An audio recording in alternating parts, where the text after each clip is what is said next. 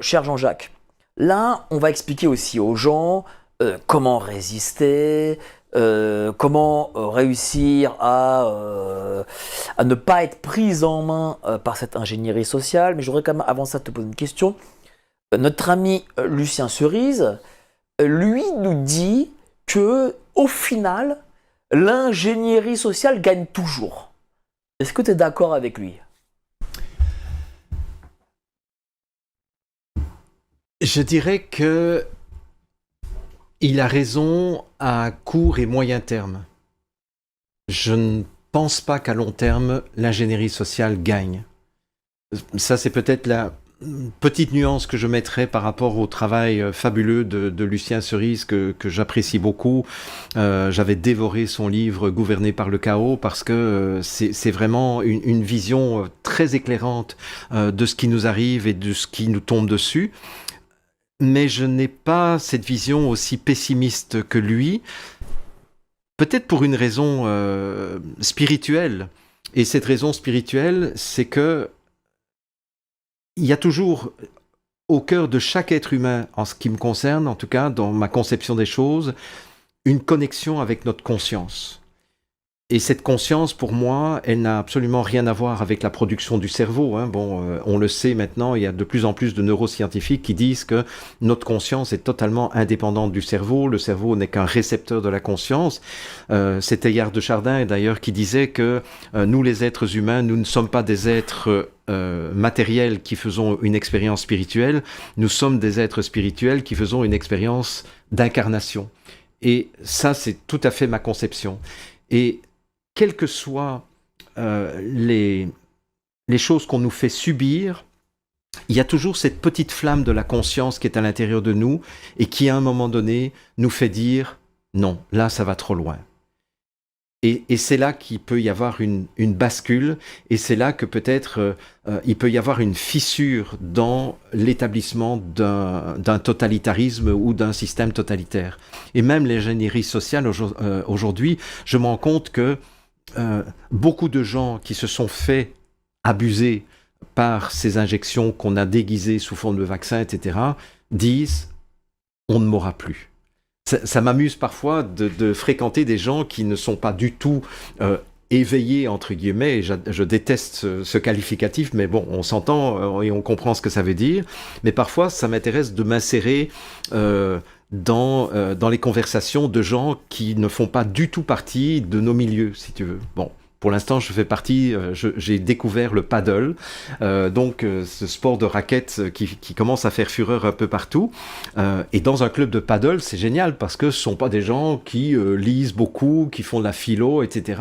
Et donc, de les écouter, c'est très très intéressant, sans rien dire, et puis de les entendre dire « ouais, je me suis fait avoir, mais en fait, je me rends compte que je me suis fait avoir, et là, s'ils reviennent avec une autre pandémie, je ne me ferai plus vacciner. » Bon, c'est intéressant. Ça veut dire que quelque part, même si l'ingénierie sociale a fonctionné en 2020, 2021, 2022, etc., il y a quand même une prise de conscience. Et puis, il y a aussi... tu vois, ma maman ne s'est pas fait injecter parce qu'elle avait un fils qui était sur les réseaux sociaux plusieurs fois par semaine et elle me téléphonait en disant « Jean-Jacques, est-ce que tu es sûr de ce que tu dis là? Parce que on me harcèle pour que je me fasse injecter. » Donc elle ne s'est pas fait injecter, mais elle a constaté que la moitié de ses amis de son âge sont morts ou ont perdu des facultés intellectuelles, des facultés mentales. Ce qui veut dire que là maintenant, j'aurais plus besoin de la soutenir si un jour il y a une nouvelle pandémie où on force les gens à se faire vacciner. Donc c'est là où je dirais, contrairement à Lucien Cerise, je pense qu'à court ou moyen terme, ça fonctionne. On peut manipuler une population pendant un certain temps, mais on ne peut pas la manipuler tout le temps. Tu sais, en parlant de ça, je vais raconter une petite histoire que j'adore raconter. Et d'ailleurs, même notre ami réalisateur me l'a envoyé un texto. Raconte ton histoire. Donc je vais le faire, évidemment.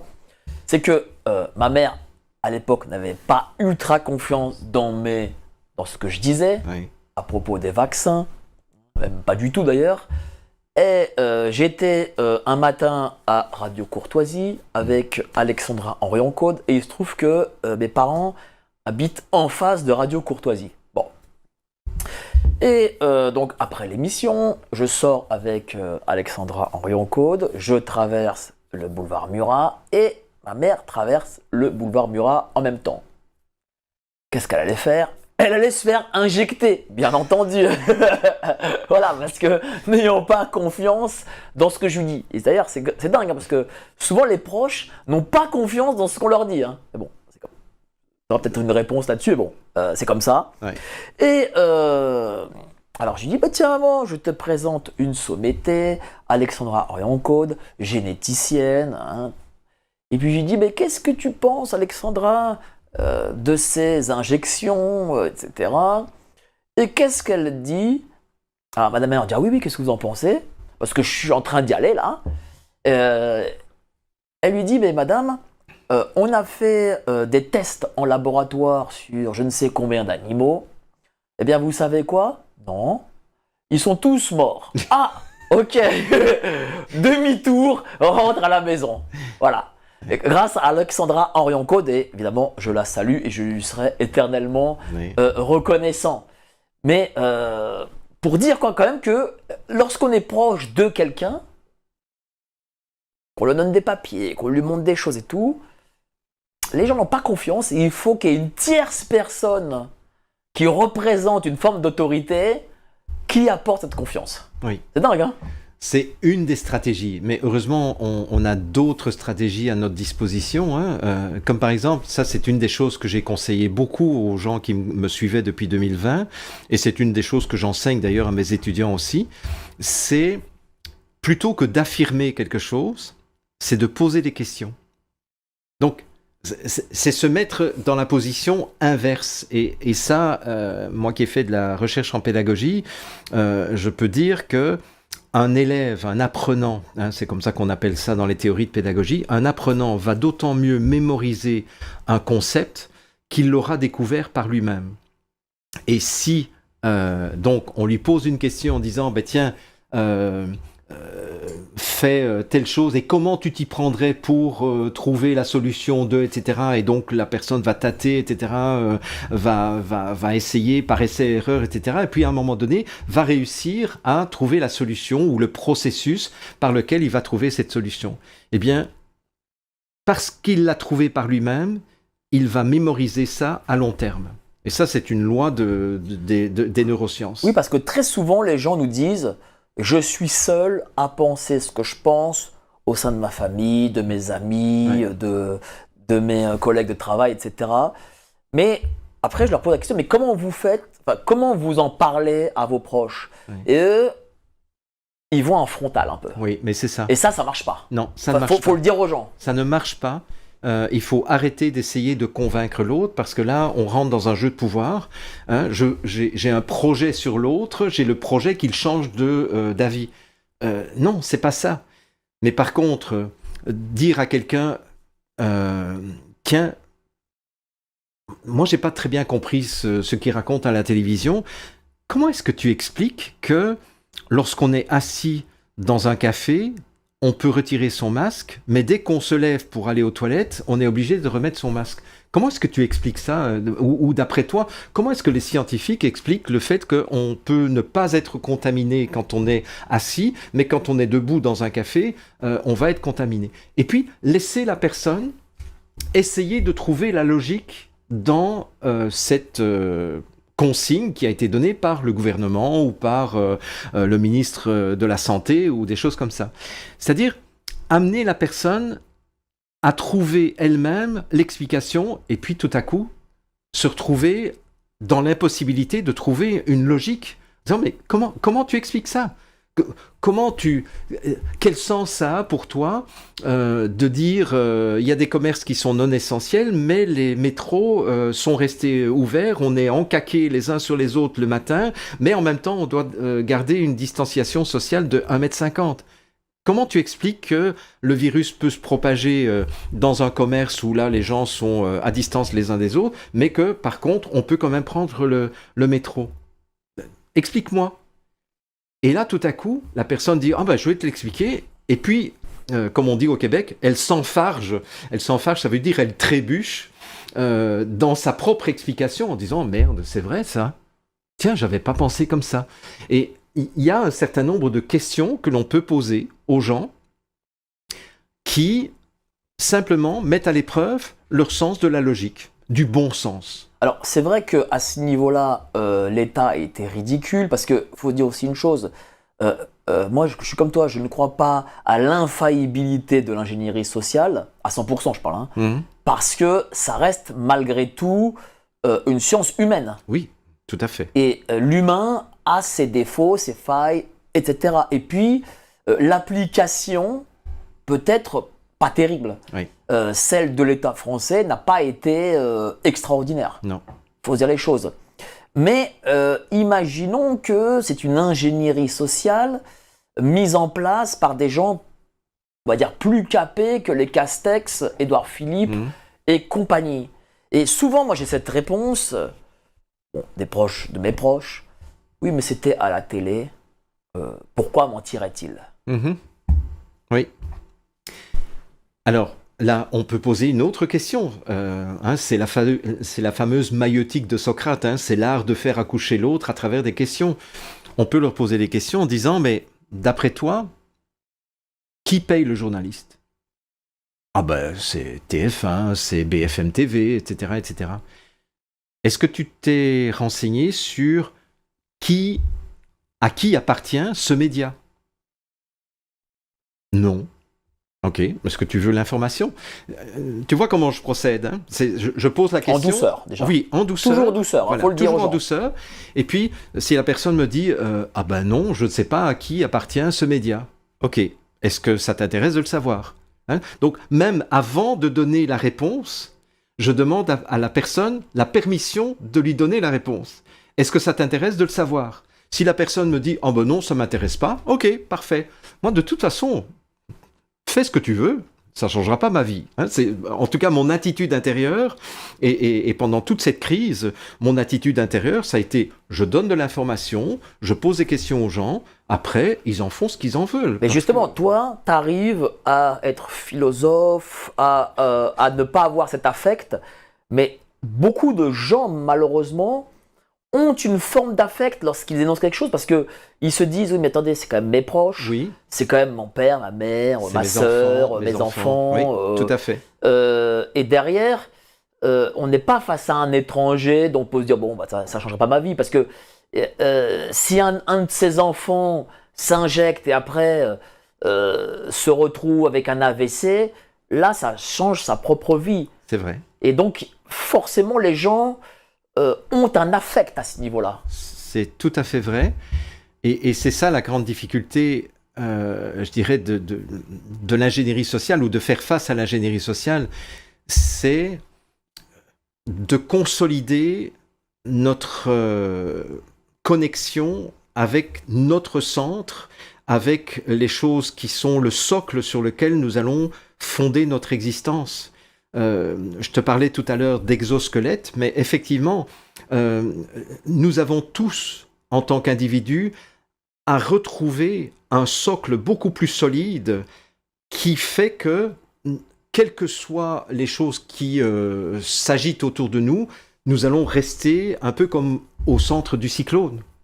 Au centre du cyclone, il n'y a pas de vent, il n'y a rien, c'est le centre de la roue aussi. La roue, elle tourne, mais le moyeu de la roue reste fixe. Eh bien, c'est ça que nous avons à apprendre, effectivement. Et donc, ceux qui n'ont pas fait cet apprentissage, je dirais qu'il n'est pas trop tard pour le faire pour la prochaine manœuvre d'ingénierie sociale. Mais c'est vrai que c'est vraiment, ça nous demande un recul, ça nous demande aussi de reconnaître, et ça c'est très dur à faire, ça je le reconnais, de reconnaître que chaque être humain que nous fréquentons, même si c'est notre conjoint, même si c'est notre enfant, même si c'est notre parent, est un être fondamentalement souverain et un être fondamentalement libre. Et que finalement, même pour le bien de l'autre, je n'ai pas le droit de le bousculer par rapport à sa propre destinée. Et quand des parents me disent « Oui, mais c'est ma fille, mais tu te rends compte, etc. » Bon, oui, mais moi aussi, j'ai 3 filles, j'ai 3 gendres, j'ai des petits-enfants, etc. Je leur dis « Mais rappelle-toi, quand tu étais adolescent ou quand tu étais jeune adulte, quelle était ton attitude vis-à-vis de tes parents ? Oh, mais je les ai envoyés balader parce que je voulais prendre mon indépendance. Bon, écoute, c'est ce que tes enfants sont en train de faire avec toi maintenant. Accepte le fait que tes enfants soient des êtres humains à part entière. À partir de l'âge de 18 ans, à partir de l'âge où ils sont responsables de leur vie, eh bien, ce sont des êtres éminemment libres. Et ça, j'ai toujours mis ça au cœur de mon existence. Quelle que soit la personne que je fréquente, y compris dans ma famille, la personne est totalement libre de sa destinée. Mon père, quand il a eu un cancer,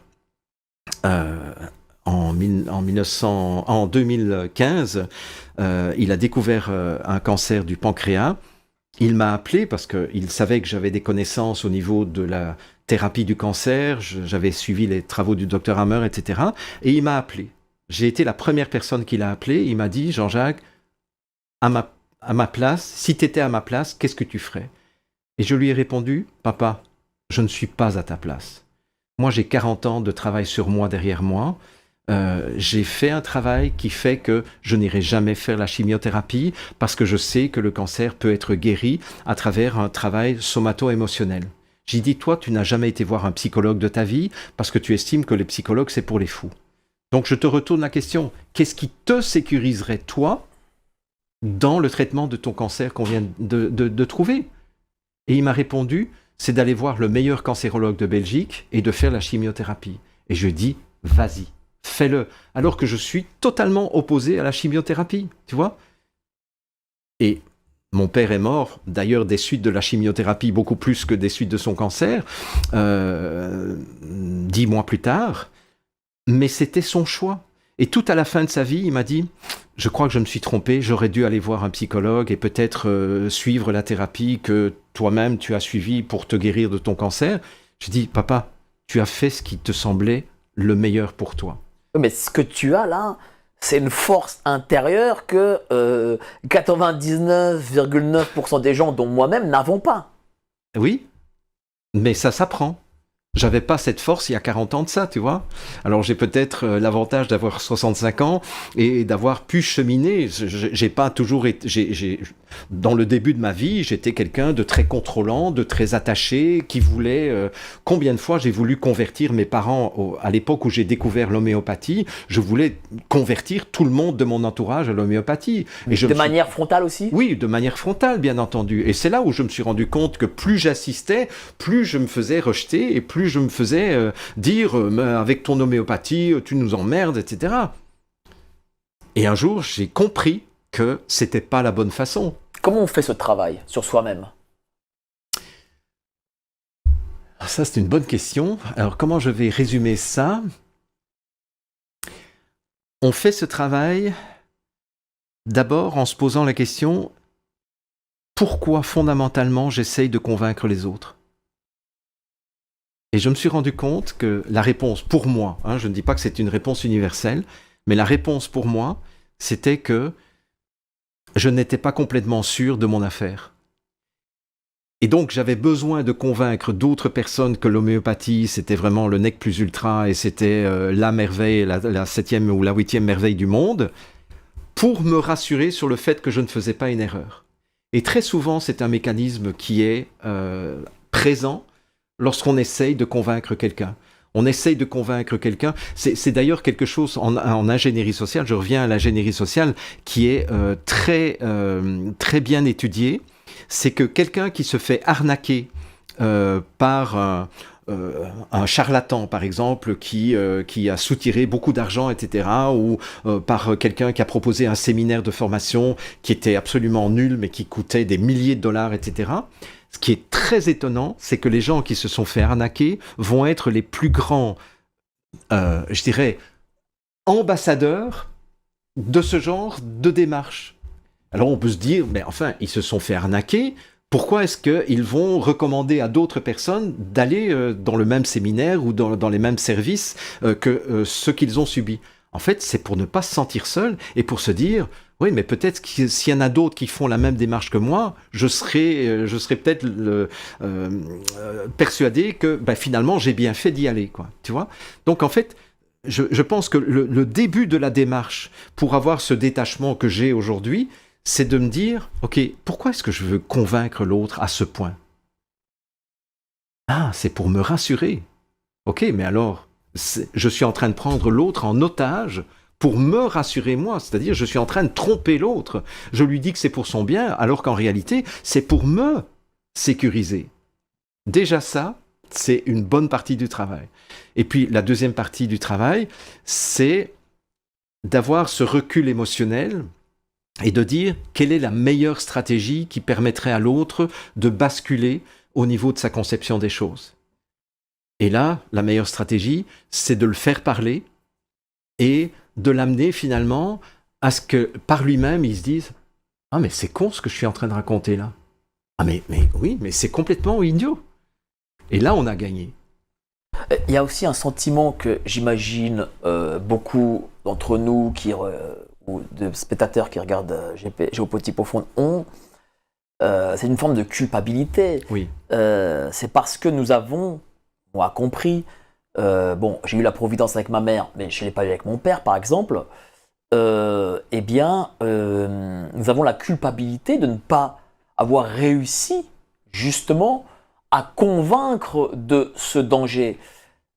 Comment peut-on vivre avec ? Alors, il y a des psychanalystes avec qui j'ai travaillé au début des années 90 qui m'ont éclairé sur la notion de culpabilité. J'avais trouvé ça génial. Ils disaient que la culpabilité est le revers d'une médaille dont l'autre face est la toute-puissance. Et ça demande un peu d'explication, mais c'est vraiment génial. Parce qu'ils disent, en fait, quand on est dans le syndrome de toute-puissance, alors je ne vais pas détailler, mais bon, le syndrome de toute-puissance, c'est qu'on croit que on a un certain pouvoir d'améliorer ou de détruire la qualité de vie des autres personnes qui nous entourent. Hein. Donc, et je suis tout-puissant, c'est-à-dire qu'en fait, si je me préoccupe de l'état de mon père, de ma mère, de mes enfants, etc., eh bien, c'est moi qui suis responsable de leur état. Mais du coup, quand, malgré tous mes efforts, dans mon syndrome de toute-puissance, la personne ne va pas bien, ou même voit son état se dégrader, tout à coup, cette toute-puissance bascule en culpabilité. Parce que si je suis tout-puissant, ça veut dire que je suis responsable du bien et du bien-être de l'autre, mais je suis aussi responsable du mal-être de l'autre. Je suis responsable de la guerre dans le monde, je suis responsable de la maladie, je suis responsable c'est un manque d'humilité ? Bon, ça va bien plus loin que ça, parce qu'en fait, la racine du syndrome de toute-puissance, ça vient quasiment au moment des premiers mois de l'existence d'un être humain, parce qu'un être humain ne peut pas imaginer que le monde ait existé avant lui. Ben oui, je suis né à un moment donné, mais je ne peux pas imaginer que le monde existait avant moi. Ce qui veut dire que, d'une certaine façon, évidemment, c'est complètement fantasmatique, mais c'est quelque chose qui est étudié en psychanalyse. J'ai l'impression que c'est moi qui ai créé papa, c'est moi qui ai créé maman, c'est moi qui ai créé les grands frères et les grandes sœurs, etc. Puisque quand je suis arrivé, en arrivant dans le monde, j'ai créé ce monde.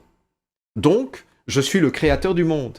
Il y a un film qui illustre ça extrêmement bien, cette dualité entre toute puissance et culpabilité, c'est...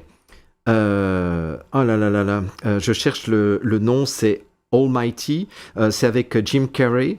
Je cherche le titre du film, c'est Bruce. Voilà, Bruce Tout-Puissant. Voilà. Mais j'avais le titre en anglais en tête.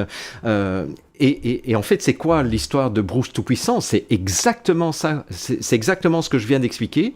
C'est que il se plaint de Dieu, hein, il dit à Dieu, mais qu'est-ce que tu fous, hein, il y a des tremblements de terre, il y a des morts, il y a des guerres, etc. Hein, tu fais mal ton travail, et qu'est-ce que tu fous ? Et puis il est convoqué par Dieu, qui lui dit, ça tombe bien, j'avais l'intention de prendre quelques jours de vacances, je te délègue tous mes pouvoirs, et démerde-toi avec le monde pendant que moi je prends des vacances. Bon, c'est drôle comme truc.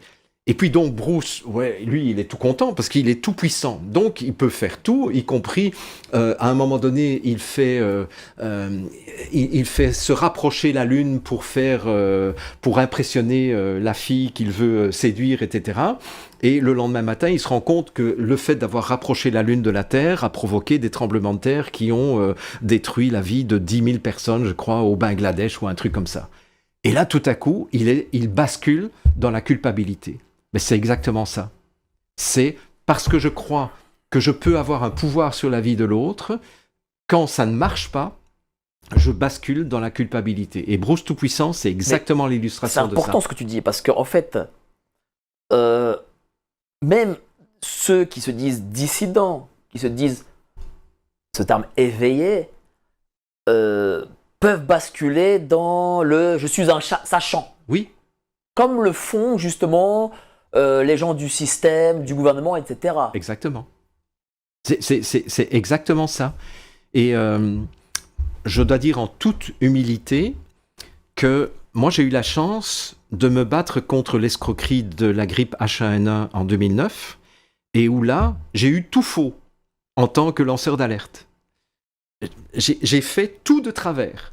Alors bon, j'ai quand même informé les gens parce qu'on était très peu nombreux à cette époque-là, mais j'avais adopté le même comportement que les gens que je combattais. Je me positionnais comme le sachant, qui était un contre-sachant par rapport à ceux qui se présentaient comme sachants. J'avais une colère et une violence à l'intérieur de moi qui était proportionnelle à la violence que je ressentais de la part des responsables de l'OMS et des instances de santé publique.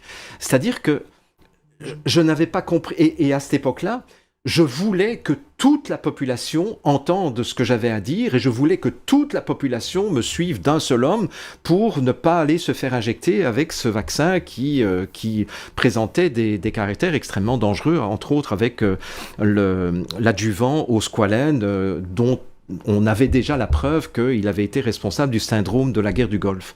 Et donc, moi, j'avais alerté la population en disant « Mais attendez, n'y allez pas, parce que le squalène, qui est la graisse de requin, est quelque chose qui se trouvait dans les vaccins expérimentaux de la guerre du Golfe en 91, et qui a été responsable de la mort ou de la maladie grave de 250 000 GIs. » Donc, je disais ça. Mais j'étais dans une attitude à cette époque-là où je voulais absolument que tout le monde m'écoute et que personne n'aille se faire vacciner, etc.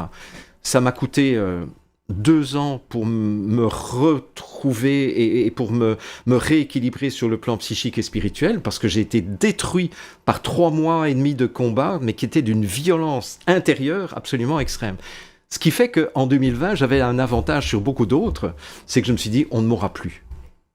Je ne serai plus dans cette attitude-là. Je ne vais plus essayer de convaincre qui que ce soit. Je vais juste donner l'information, je vais faire réfléchir les gens, et quelle que soit la conclusion qu'ils vont tirer, je n'en tirerai ni une fierté, ni une culpabilité. C'est la liberté fondamentale de chaque être humain d'aller se faire massacrer éventuellement par une injection. Moi, je donne l'information, ça c'est sous mon contrôle. Ce qui n'est pas sous mon contrôle, c'est de le convaincre.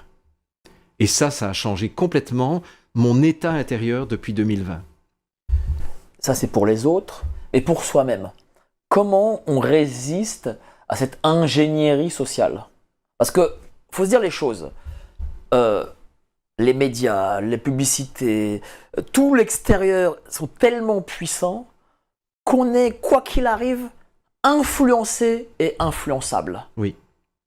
Parce que la machine est tellement puissante que nous-mêmes qui nous disons, voilà, tout ça, eh ben, on est aussi nous-mêmes influencés et influençables par l'extérieur. Bien sûr. Comment on y arrive justement à résister à cette influence? Il y a plusieurs façons de faire, mais je crois que une des façons de faire déjà, c'est de choisir les canaux d'information que nous voulons écouter. Personnellement, en 1982, j'avais fait le choix de ne pas avoir de télévision branchée sur un câble, sur une antenne ou sur une parabole. On est en 2026 et je n'ai toujours pas de télévision branchée sur le câble, sur une parabole. Voilà. Mais tu sais, ça, c'est déjà une chose. Première des choses. Mais tu sais, je vais prendre un exemple. les gens, quand ils parlent de faits historiques, Mhm. bah, moi, colonisation, esclavage, la Seconde Guerre mondiale, la Révolution française, etc., ils décrivent non pas ce qu'ils ont lu dans des livres, témoignages d'antan ou d'historiens ou que sais-je, mais ils décrivent le cinéma, Hollywood, les films français, etc. Et alors qu'on l'on sait que ça, bon, c'est du roman, c'est c'est de la Oui. propagande hein, pour le coup. Oui. Et pour le coup, là-dessus, on est excessivement influencé et influençable. Absolument. Parce qu'on a des images, par exemple, quand on parle, je sais pas moi, de chaos, voilà, parce que l'économie, je sais pas, eh ben les gens vont voir dans leur tête, je sais pas moi, un John Carpenter ou je sais pas qui, ils se disent ah ouais mais ça va être le film de Kurt Russell, ça va être ça, la France ou ailleurs. Là-dessus aussi, on peut s'en protéger pour le coup.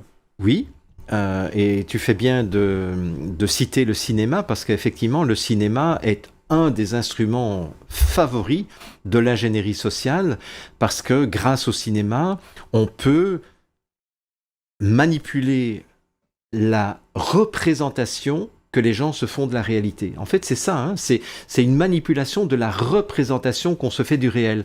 Parce que quand on parle, et ça c'est un sujet philosophique de nouveau, c'est quoi le réel ? C'est difficile à dire.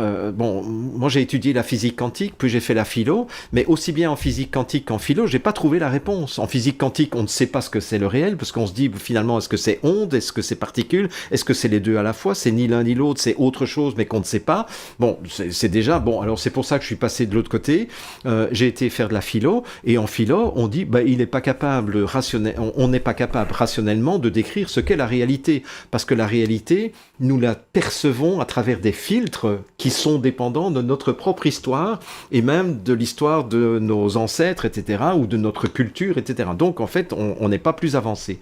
Et le cinéma joue très fort sur notre représentation du réel, c'est-à-dire va interposer entre nous et le réel des filtres, des grilles de lecture qui vont faire qu'on va décoder le réel en fonction de ce qu'on aura vu dans le cinéma. C'est ce qu'on appelle la résonance cognitive. Hein, parce qu'il y a la dissonance cognitive, mais il y a aussi la résonance cognitive. Et le rôle d'Hollywood, c'est effectivement de préparer les esprits à ce qui nous sera imposé finalement, mais de façon non coercitive, parce qu'on aura été tellement habitué à des images qu'on nous aura présentées 5, 10, 15, 20 ans à l'avance, que finalement, le jour où ça va arriver, on va l'accepter comme quelque chose d'évident, alors que c'est quelque chose qui est en train de... Mais toi, tu as choisi de ne pas avoir de télévision, c'est très bien. Mais par exemple, pour un jeune, bon, un jeune n'aurait pas la télévision, mais par contre, ils peuvent aller au cinéma, Oui. ils ont une vie sociale. Et moi, j'aimerais pas qu'on leur dise, non mais, faut pas aller au cinéma, faut pas avoir de vie sociale, parce que là, ça couperait justement ce jeune d'une vie avec des amis, Oui. ça ferait de lui un ermite. Mais malgré tout, toutes ces images vont l'influencer vers ce vers quoi on veut l'amener. C'est ça. Donc comment cette personne peut, par exemple, se protéger parce qu'il y a des gens qui nous regardent, ils ont des enfants. Alors, moi, une des façons dont je me suis protégé, c'est que j'ai continué à avoir une activité de lecteur. C'est vraiment paradoxal parce que, bon, ces dernières années, j'ai été très présent sur les réseaux sociaux. J'ai publié plus de 750 heures de vidéos personnellement. Mais je sais que 1 heure de vidéo donne l'équivalent peut-être de 10 pages de livre dans un bon livre. Et donc, finalement, en 1 heure de lecture, on aurait beaucoup plus qu'en 1 heure de vidéo. Ce qu'on est en train de faire ici pourrait être résumé en un article de 3-4 pages, qu'on lit en 20 minutes peut-être. Donc, c'est là où j'encourage vraiment les gens à se remettre à la lecture et aller chercher des sources indépendantes et des auteurs qui vont nous entretenir de ce qui se joue derrière le conflit entre l'Ukraine et la Russie, par exemple, ou ce qui se passe au Moyen-Orient, ou ce qui se passe en Palestine, ce qui se passe au niveau du réchauffement climatique.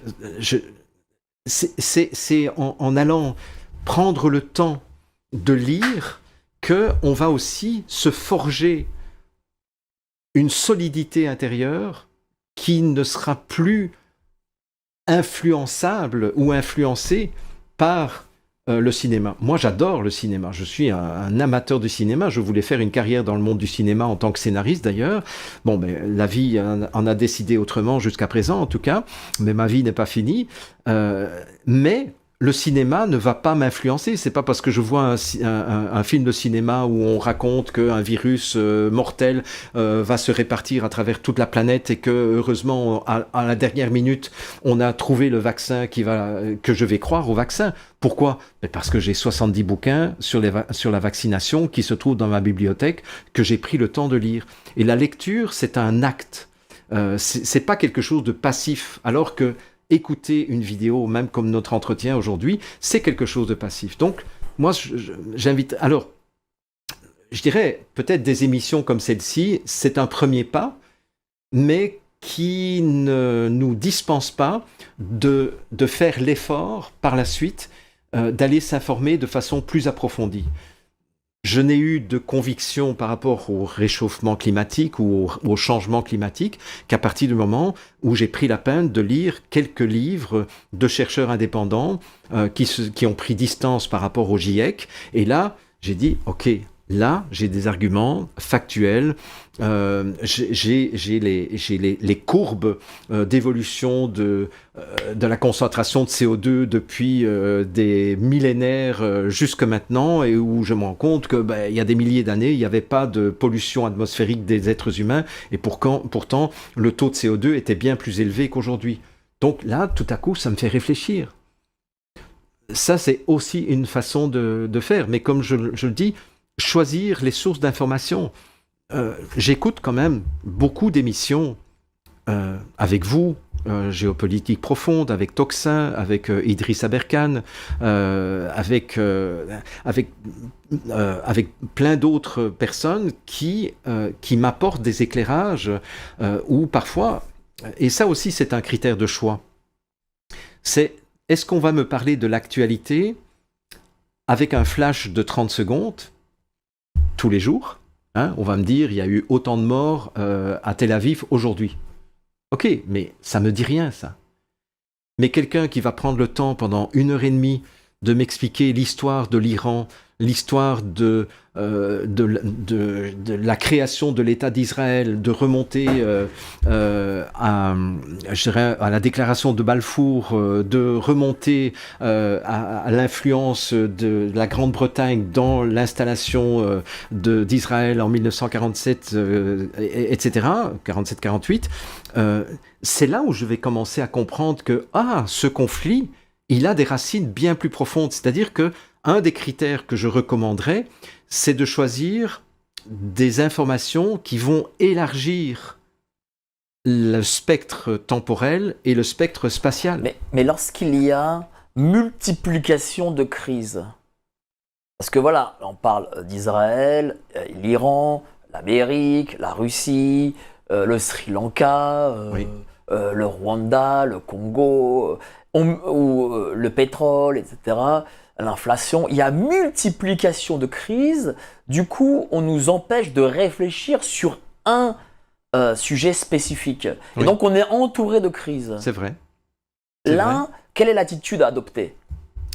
C'est encore faire un pas de recul supplémentaire, c'est-à-dire d'essayer de voir quel est le point commun entre toutes ces crises et qui est à l'origine de toutes ces crises. Et finalement, quand on remonte suffisamment haut, on se rend compte qu'on retombe toujours sur les mêmes. On retombe toujours sur la banque Rothschild, on retombe toujours sur BlackRock, on retombe toujours sur des fondations comme Fondation Rockefeller, les fondations Bill et Melinda Gates, etc. Et tu te dis, mais comment ça se fait que, au niveau du réchauffement climatique, on a Bill et Melinda Gates, pour ne citer que ces gens-là. Au niveau de la crise alimentaire, on a Bill et Melinda Gates. Qu'au niveau de la crise Covid, on a Bill et Melinda Gates. Comment ça se fait ? Bien sûr, ça c'est totalement vrai. Seulement, pour trouver Bill et Melinda Gates dans toutes ces recherches, il faut faire justement ces recherches. Oui. C'est que les gens vont te dire, ouais, mais tu comprends, j'ai pas le temps. C'est ça. Ça, ils te diront tout le temps ça, Oui. ah, j'ai pas le temps. Bon, même si, entre nous, les gens travaillent moins qu'autrefois, ils ont quand même le temps de regarder des séries Netflix, etc. Par contre, ils n'ont pas le temps de la recherche. C'est ça. Et là-dessus, qu'est-ce que une personne qui nous regarde pourrait dire à quelqu'un, pas forcément un proche, mais lorsqu'il y a cette discussion, ah, je n'ai pas le temps. Mais j'inviterai cette personne à regarder à quoi elle passe son temps. Parce que ça, c'est aussi une des stratégies d'ingénierie sociale dont on n'a pas parlé. C'est la stratégie de la distraction. Et en latin, distraction, ça vient du verbe distraere. Traere, ça veut dire tirer, et dis, au loin. Donc la distraction, c'est nous tirer au loin de nous-mêmes. Donc, ce serait intéressant de regarder combien de temps je passe à scroller, par exemple, sur mon téléphone.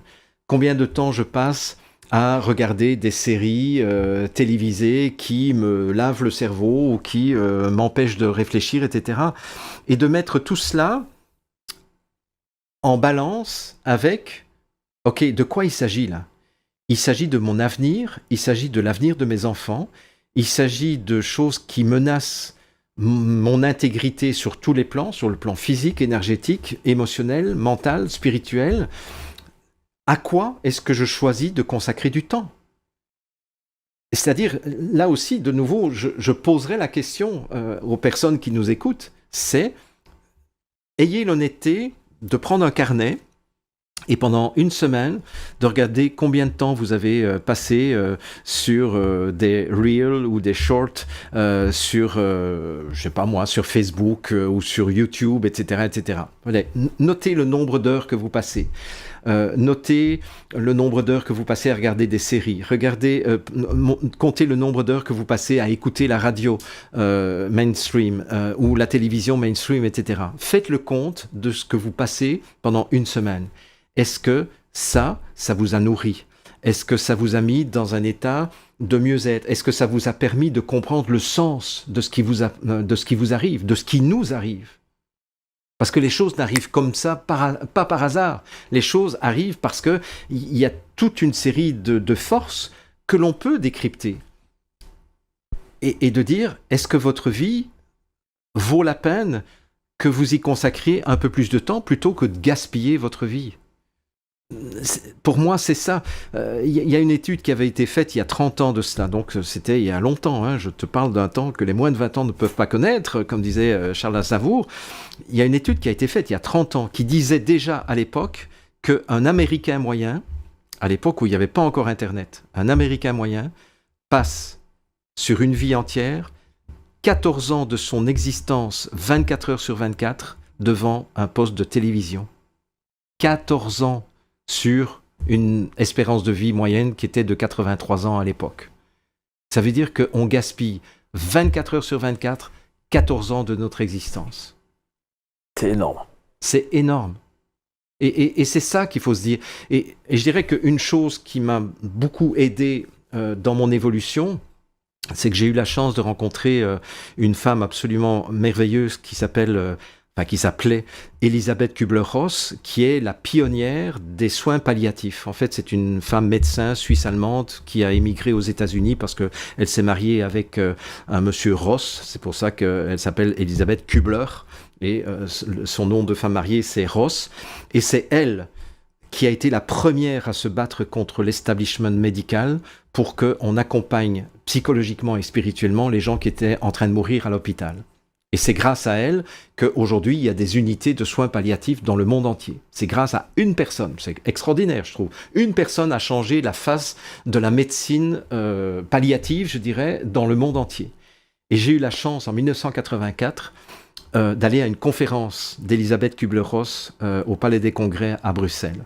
Je suis sorti de cette conférence en pleurant.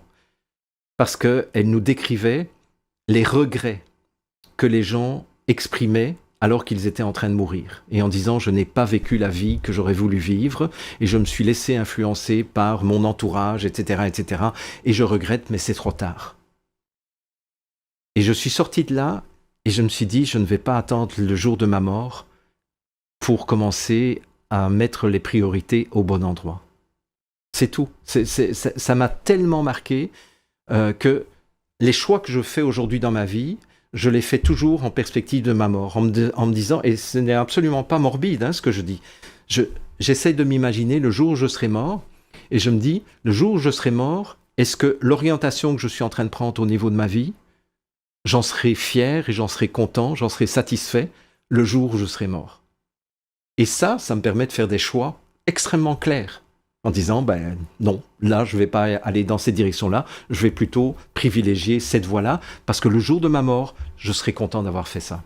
Dernière question, est-ce que tu es quand même optimiste sur le fait que les gens en général se détacheront de ces marionnettistes ? Moi, je suis un indécrottable optimiste. J'ai la foi dans le fait que chaque être humain, comme je l'ai dit tout à l'heure, chaque être humain a une étincelle de conscience qu'on ne pourra jamais éteindre. Alors, pour beaucoup, pour l'instant, cette étincelle de conscience, elle est encore pas mal encombrée, mais c'est pas pour rien que je m'appelle Crève-Cœur, d'ailleurs. C'est un de mes participants à un séminaire qui m'a dit un jour, mais en fait, je comprends pourquoi tu t'appelles Crève-Cœur. Je dis, ah oui, qu'est-ce que tu as compris ? Il me dit, en fait, notre cœur est entouré de couches qui l'empêche de battre, qui l'empêche de rayonner l'amour, et toi tu viens percer ces couches qui empêchent le cœur de vibrer, de répandre l'amour, de répandre la lumière, etc. Et c'est ça ta mission, me disait ce gars-là, il dit, ta mission c'est de transpercer ces couches qui nous empêchent de rayonner l'amour et de rayonner la lumière. Et je trouvais ça très, très juste. Et c'est ça qui me fait dire que je reste optimiste, parce que cette étincelle de conscience, cette étincelle divine, appelle-le comme tu veux, elle est encore parfois bien camouflée au cœur de chaque personne, et je me dis que les épreuves que nous sommes en train de vivre vont peut-être permettre à ces personnes d'avoir le courage de déchirer ces voiles, de déchirer ces couches, et de laisser leur cœur rayonner l'amour et la lumière.